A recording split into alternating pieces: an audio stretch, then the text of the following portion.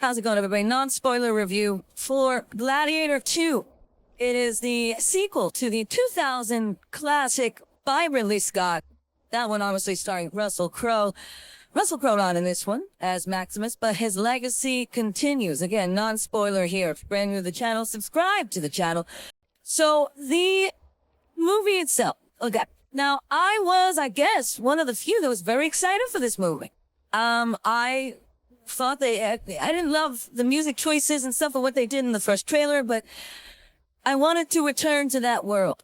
And I'm glad that I did, because I really enjoyed this movie. Now, the first thing, I think incorrectly what people are doing are waiting for this movie to be as, that big Oscar nominated film that the first one was.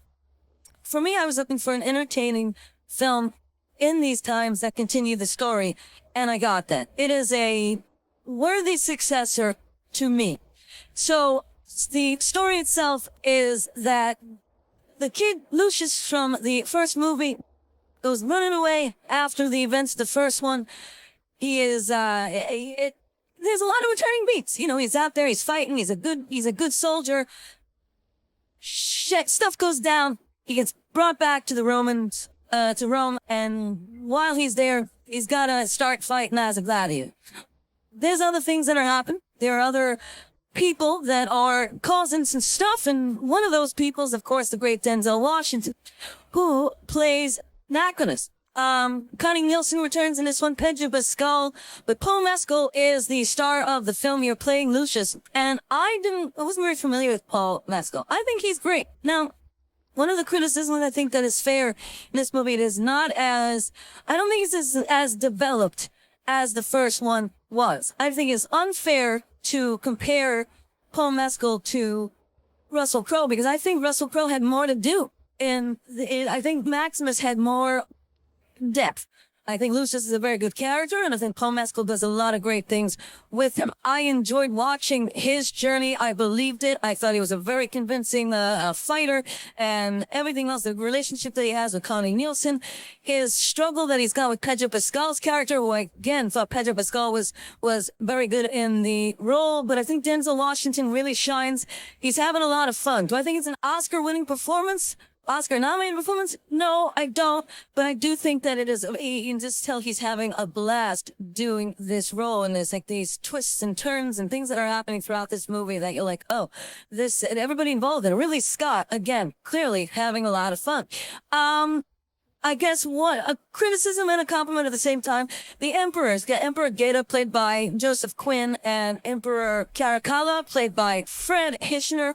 And I thought Joseph Quinn was doing a really good job. I don't know Fred really well. I don't think it's his fault, but I think he's a little too over the top. I never felt him as a real character, but nonetheless, it was still interesting to see where the dynamic of the two twins went. There are a lot of returning characters and people that you recognize from the first one. That's what I liked what they did in the movie. They've connected the first one to this one really well. The idea of what Rome is supposed to be, the corruption of what it could be in general. I want to talk about the score also. Harry Gregson Williams replaces Hans Zimmer this time around, but they don't do what a lot of other franchises have done.